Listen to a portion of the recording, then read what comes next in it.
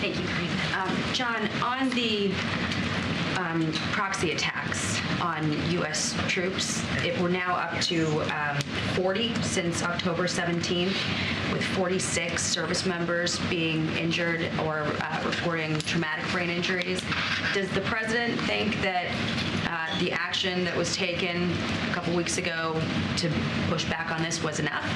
The president felt like those were two legitimate targets directly tied to the Iranian Revolutionary Guard Corps that supports these militia groups, and they were ammo, weapons facilities, certainly legitimate targets that we believe not only had a practical effect on limiting some of their capability, but sent a strong signal of how seriously we're going to look after our troops and facilities. If and when we decide to respond again in the future, we'll do it at a time and in a manner of our choosing. We will absolutely take the action that we need to take. The president, as commander-in-chief, will order that action to protect our troops and facilities as he sees fit. Has there been any additional warning from the president since the last time we responded that this needs to stop? Because clearly the attacks on our troops didn't stop.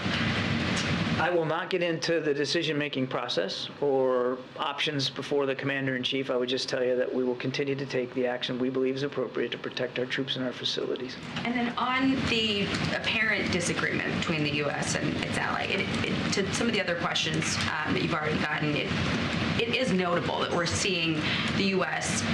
more readily acknowledge some space between what we're advising and what Israel is doing. Israel appears to be resisting the humanitarian pauses still. The president, the administration has been calling that for a couple of weeks, saying that we don't support indefinite occupation. That was a State Department briefing today after Netanyahu said that Israeli forces could be there for an indefinite period of time. And even in the readout from the call with the Prime Minister, the White House readout used again the language of extremist settlers. This is somewhat notably different than the kinds of language we were hearing immediately after October 7th. So can you characterize the closeness of the relationship right now? It's extremely close. And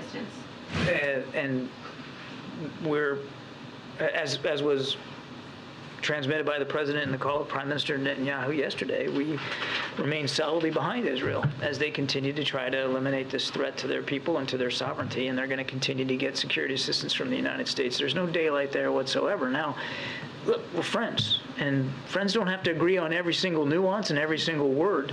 The Prime Minister speaks for a sovereign nation and for a sovereign people, and he should obviously, be queried about the points that he's making, but it doesn't mean that we're somehow backing away from our friend and our ally Israel, the strongest ally we have in the Middle East, or we're backing off our support for what they're trying to do to protect their people. Or Netanyahu in particular, given the Politico reporting from a little while ago that was a point of discussion whether he'd be... I'm not going to get into the confirming those kind of press reports.